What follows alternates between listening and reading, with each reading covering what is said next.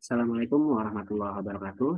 Halo teman-teman semuanya, saya Wahyu Ramadan, mahasiswa akuntansi kelas reguler plus semester 3, dengan nomor induk mahasiswa 290221021500016. Pada video kali ini, saya akan menjelaskan sedikit materi mengenai perencanaan pengelolaan pendapatan pemungutan pendapatan daerah, di mana tugas ini video ini ditujukan untuk memenuhi tugas ujian akhir semester mata kuliah perpajakan dengan dosen pengampu Bapak Rahmat Pramukti, SE, MSI. Dengan judul materi di bawah sini perencanaan pengelolaan pendapatan daerah berdasarkan tata perpajakan. Oke, kita langsung masuk materinya saja. Di slide pertama, kita mulai dari pengertian dari pendapatan daerah itu sendiri. Lalu, apa sih pengertian dari pendapatan daerah? Nah, berdasarkan Undang-Undang Republik Indonesia Nomor 28 tahun 2009 tentang pajak daerah dan retribusi daerah, pendapatan asli daerah merupakan sumber keuangan daerah yang digali dari wilayah daerah yang bersangkutan, terdiri dari hasil pajak daerah, retribusi daerah, pengelolaan kekayaan daerah yang dipisahkan, dan lain-lain. Nah, kalau dilansir dari situs resmi Kementerian Keuangan, pendapatan asli daerah atau biasa disingkat PAD adalah pendapatan yang diperoleh daerah yang dipungut berdasarkan peraturan daerah sesuai dengan peraturan perundang-undangan. PAD bertujuan memberikan kewenangan kepada pemerintah daerah untuk mendanai pelaksanaan otonomi daerah sesuai dengan potensi daerah sebagai perwujudan desentralisasi. Nah, di sini artinya PAD ini dijadikan sebagai sumber dana utama bagi setiap daerah untuk menjalankan atau pelaksanaan otonomi dari daerah itu sendiri. Next slide. Slide selanjutnya di sini kita bisa lihat. Sementara itu, menurut laman resmi Kementerian Keuangan, diartikan pendapatan daerah adalah hak pemerintah daerah yang diakui sebagai penambah nilai kekayaan bersih menurut Undang-Undang Nomor 33 Tahun 2004 tentang perimbangan keuangan antara pemerintah pusat dan pemerintah daerah. Lalu yang kedua, pendapatan daerah meliputi semua penerimaan uang melalui rekening kas umum daerah yang menambah ekuitas dana lancar yang merupakan hak daerah dalam satu tahun anggaran yang tidak perlu dibayar kembali oleh daerah. Itu menurut peraturan pemerintah nomor 58 tahun 2005 tentang pengelolaan keuangan. Nah, di slide selanjutnya kita bisa lihat ada macam-macam dari pendapatan daerah. Yang pertama ada pajak daerah. Di sini pajak daerah merupakan kontribusi wajib kepada daerah yang terutang oleh orang pribadi atau biasanya badan institusi yang bersifat memaksa berdasarkan undang-undang dengan tidak mendapatkan imbalan secara langsung dan digunakan untuk keperluan daerah bagi kemakmuran rakyat. Pajak daerah ditinjau dari segi lembaga pemungut pajak dalam Undang-Undang Nomor 28 Tahun 2009 tentang pajak daerah dan retribusi daerah, terdiri dari yang pertama ada pajak hotel, pajak restoran dari rumah makan, pajak hiburan, pajak reklame, pajak penerangan jalan, pajak pengambilan bahan galian golongan C, dan pajak pengangkatan air bawah tanah. Lalu pendapatan daerah yang kedua biasanya disebut retribusi, di mana retribusi ini merupakan pungutan sebagai pembayaran dari jasa dan pemberian izin tertentu yang khusus disediakan oleh pemerintah daerah demi kepentingan orang pribadi atau hukum. Retribusi daerah terdiri dari retribusi jasa umum, jasa usaha, dan retribusi perizinan tertentu. Retribusi daerah menjadi iuran daerah sebagai pembayaran atas jasa atau pemberian izin tertentu yang khusus diberikan oleh pemerintah daerah untuk kepentingan pribadi atau badan institusi lainnya. Lalu yang ketiga, pendapatan daerah yaitu merupakan pengelolaan kekayaan daerah yang dipisahkan, di mana maksudnya di sini adalah hasil pengelolaan kekayaan daerah yang dipisahkan merupakan susunan kegiatan dan tindakan yang meliputi perencanaan, penentuan kebutuhan, pengendalian pemeliharaan, pengamanan, pemanfaatan dan perubahan status hukum serta penata usahaannya. Hasil pengelolaan dan kekayaan yang dipisahkan ini meliputi bagian laba atas penyertaan modal pada perusahaan milik daerah dan bagian laba atas penyertaan modal pada perusahaan milik negara. Lalu ada yang kedua itu pendapatan lain-lain. Yang keempat maksudnya adalah PAD lain-lain. Di mana di sini PAD lain-lain adalah yang pertama hasil penjualan kekayaan daerah yang tidak dipisahkan. Lalu ada jasa giro, pendapatan bunga, penerimaan atas tuntutan ganti kerugian daerah, penerimaan komisi, penerimaan keuntungan dan selisih nilai tukar rupiah terhadap kurs asing, lalu pendapatan denda atau pelaksanaan keterlambatan pekerjaan, pendapatan denda pajak, serta yang terakhir ada pendapatan denda retribusi.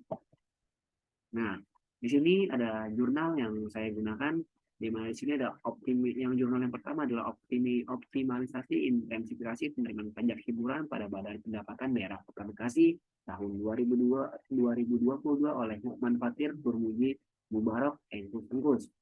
Nah, Untuk jurnal kedua di sini ada analisis efektivitas pemungutan retribusi terminal dalam rangka meningkatkan retribusi daerah Kota Bekasi tahun 2022 oleh Iwan Irwansyah, Dwi Koraharjo, Farah Marcella, Antoni Putri. Kita bisa lihat di sini.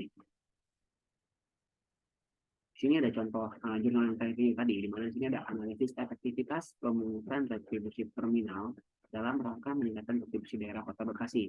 Di jurnal ini dibahas bahwasanya terkait pemungutan retribusi terminal yang ada di daerah Kota Bekasi, di mana di sini dijelaskan dari mulai tahapan-tahapannya, indikator dan kurang atau kelebihan bagaimana proses pemungutan atau bagaimana skema pemungutan retribusi terminal di daerah Kota Bekasi.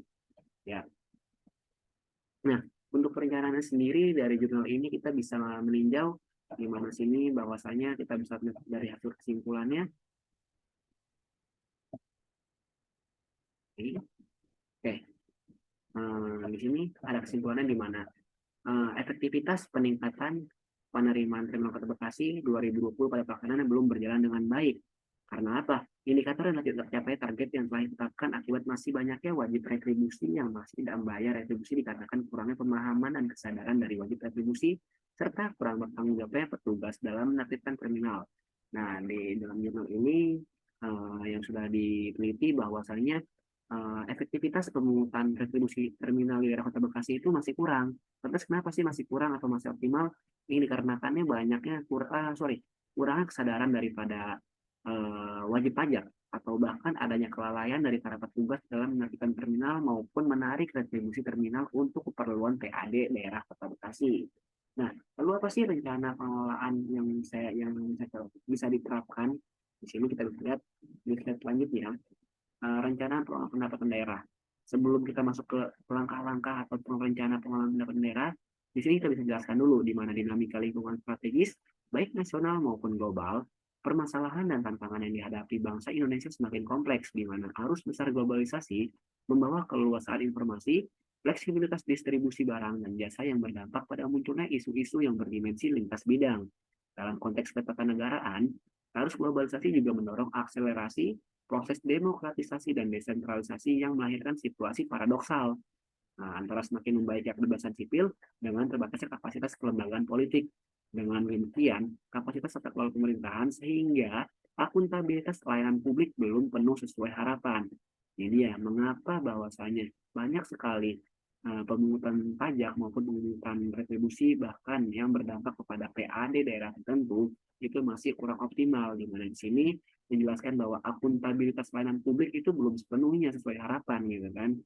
Nah, di sini dijelaskan dalam kurun waktu 5 tahun ke depan dengan mengoptimalkan pemanfaatan potensi yang dimiliki, biasanya badan pengelolaan daerah diharapkan responsif, kreatif, dan inovatif agar mampu menjawab perubahan lingkungan dan tantangan untuk mengoptimalkan pengelolaan pendapatan daerah demi mencapai hasil yang signifikan dan sesuai dengan target yang sudah ditentukan. Nah, lalu gimana sih untuk mewujudkan harapan tadi yang sudah disebutkan? Di sini saya coba menuliskan beberapa harapan yang sudah dengan beberapa kondisi yang harus disiapkan. Yang pertama itu ada meningkatkan peran ilmu pengetahuan dan teknologi tentunya, di mana karena ini dapat mendukung arus globalisasi yang sudah terjadi dan juga dapat mendukung kinerja koordinatif pendapatan dan retribusi daerah. Lalu yang kedua adalah meningkatkan kapasitas SDM pengelola pajak daerah terlatih. Nah, jika sudah meningkatkan peran ilmu pengetahuan, maka kita perlu juga nih meningkatkan kapasitas sumber daya manusianya dalam pemungutan pengelolaan pajak daerah tersebut. Lalu yang ketiga, menyempurnakan peraturan terkait pelaksanaan pajak daerah dan retribusi daerah. Nah, untuk yang ketiga tentunya kita harus menyiapkan peraturan, kita harus menyiapkan landasan hukum bagaimana untuk mengelola perencanaan tersebut. Nah, yang keempat adalah meningkatkan kepercayaan aparat pengelola pajak daerah. Yang kelima, meningkatkan pengawasan pajak dalam penyetoran, pembayaran, sampai pada tahap evaluasi. Yang keenam adalah meningkatkan peran serta dan kepatuhan masyarakat dalam meningkatkan pembayaran pajak. Yang terakhir adalah meningkatkan sosialisasi dalam peraturan pajak daerah berikut dengan tata cara pengelolaan dan pembayaran. Nah, dari beberapa kondisi yang tadi saya disebutkan, bahwasanya diperlukan rencana pengelolaan PAD, rencana pengelolaan pendapatan asli daerah yang baik agar pendapatan asli daerah tertentu dapat optimal atau dapat sesuai dengan targetnya gitu kan. Di sini sudah coba saya tuliskan beberapa rencana yang dapat diperhatikan. Salah satunya yang pertama itu adalah penambahan sarana dan prasarana. Untuk apa sih? Nah, sarana dan prasarana di sini ditambahkan untuk mendukung peningkatan kinerja. Selain itu, dalam perencanaan diharapkan tiap pengelolaan kegiatan lebih mencermati penempatan anggaran dalam rencana pelaksanaan kegiatan, sehingga semua program kegiatan bisa terlaksana dengan baik sesuai jadwal. Nah, untuk langkah kedua itu adalah penyuluhan kepada penanggung jawab petugas pajak daerah terkhusus, pajak hotel. Pajak daerah khususnya adalah pajak hotel agar lebih mengoptimalkan kegiatan sosialisasi dan penyuluhan pada wajib pajak dan warga masyarakat agar lebih baik lagi dalam melaporkan dan taat dalam melakukan pembayaran pajak hotel ya. Peran kedua ini tentunya adalah balik lagi ke masyarakatnya dan kepada para pemungutnya. Bagaimana jika mereka penanggung jawab petugas pajak daerah dapat menyadarkan atau sekedar sosialisasi bahwasanya mereka perlu membayarkan pajaknya gitu karena mereka adalah wajib pajak. Lalu yang ketiga adalah pemutakhiran database pajak daerah yaitu untuk pemutakhiran PBB P2. Nah, dengan melakukan update data PBB P2 dan update data dan untuk pemutakhiran pajak daerah lainnya melakukan update data subjek dan objek pajak. Lalu yang keempat adalah meningkatkan dan melakukan pendataan kembali dari potensi retribusi sebagai bahan kajian dan membandingkan dengan realisasi tahun sebelumnya. Nah, poin keempat ini sangat penting sekali karena untuk apa nih? Untuk jadikan tolak ukur, untuk jadikan standar agar apa? Agar tidak terjadi banyak perubahan secara signifikan pada kenaikan atau bahkan penurunan target pada setiap tahunnya.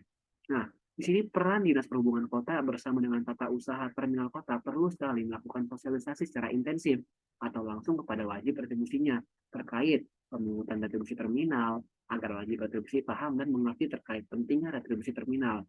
Nah, di sini kinerja pegawai tersebut ditingkatkan lagi dalam penertiban di dalam terminal kepada para koordinator yang bertanggung jawab melakukan pengawasan, sebaiknya harusnya terjun langsung ke lapangan. Untuk apa? Untuk memantau, meminimalisir kecurangan-kecurangan yang dapat terjadi.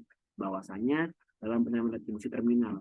Karena di sini kurangnya pengawasan dari staf-staf atau pegawai wajib pajak, pegawai pemungutan pajak yang hasil banyak kecurangan-kecurangan dalam pemungutan retribusi di terminal gitu kan. Lalu yang kelima adalah meningkatkan realisasi pendapatan asli daerah. Nah, jika sudah meninjau, maka poin kelima kita perlu meningkatkan realisasi pendapatan asli daerah. Juga kenapa sih harus ditingkatkan? Karena kita by data, gitu kan. Jika poin keempat tadi adalah meninjau berdasarkan data dari tahun sebelumnya sebagai jadi untuk dijadikan tolak ukur, maka di poin kelima ini kita perlu nih meningkatkan realisasi pendapatan tersebut. Karena pendapatan daerah selama ini selalu naik dari tahun ke tahun. Setiap tahunnya realisasi sudah melebihi 100% untuk mencapai target. Diperlukan usaha dan terobosan salah satunya terkait dengan IT. Kenapa IT? Kenapa di sini pemungutan pajak dikaitkan dengan IT? Karena tadi poin yang sudah sebutkan, bahwasanya harus globalisasi membawa dampak yang sangat berpengaruh, yang cukup berpengaruh untuk pemungutan pajak, gitu kan. Pengelolaan pendapatan dari IT yaitu yang pertama adalah pengelolaan pajak daerah berbasis IT, di mana saat ini masih membutuhkan penyempurnaan karena belum optimalnya pelayanan berbasis website. Selain itu masih banyak laporan wajib pajak atas pengajuan BPHTB belum sesuai transaksi dan harga pasar. Lalu poin kedua, untuk tertib pengelolaan pajak daerah berbasis IT ini sedang melaksanakan program e-local tax. Untuk apa nih? Untuk pembayaran pajak daerah berbasis online dan yang harus diatasi adalah agar semua wajib pajak bisa memahami alur pembayaran pajak daerah berbasis IT tersebut. Poin ketiganya adalah untuk meningkatkan kualitas basis data objek pajak bumi bangunan, perdesaan dan perkotaan perlu didukung penggunaan drone untuk pengukuran dan pemetaan objek pajak. Lalu poin keempatnya adalah memanfaatkan teknologi untuk meningkatkan kinerja di badan pengelolaan pendapatan daerah. Nah, kinerja adalah keluaran hasil dari kegiatan program yang akan atau telah dicapai sehubungan dengan penggunaan anggaran dengan kuantitas dan kualitas yang sudah terukur. Indikator kinerjanya adalah alat ukur spesifik secara kuantitatif atau kualitatif biasanya untuk dijadikan sebagai masukan proses keluaran, hasil, manfaat, dan atau dampak yang menggambarkan tingkat capaian kinerja suatu program atau kegiatan dari pemungutan pajak asli daerah tertentu. Nah, indikator kinerja Badan Pengelola Pendapatan Daerah sendiri menunjukkan akan dicapai dalam 5 tahun datang sebagai komitmen untuk mendukung pencapaian penetapan indikator kinerja akan digunakan untuk mengukur keberhasilan organisasi pemungutan pajak. Di mana di sini pengukuran kinerja organisasi akan dapat dilakukan dengan mudah, cepat, tepat, dan akurat jika bila mana terlebih dahulu ditetapkan indikator kinerja yang telah disepakati bersama sebagai standar dari organisasi tersebut.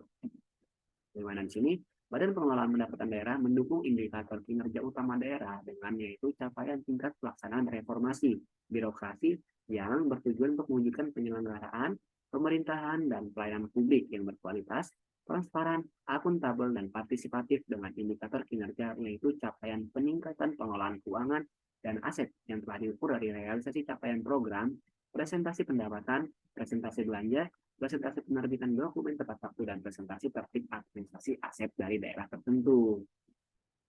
Oke, cukup sekian materi yang bisa saya paparkan terkait rencana pengelolaan pemungutan pajak asli daerah atau PAD. Bila mana terdapat kekurangan atau kesalahan kata, mohon maafkan. Saya akhiri. Wabillahi taufiq walhidayah. Wassalamualaikum warahmatullahi wabarakatuh. Terima kasih.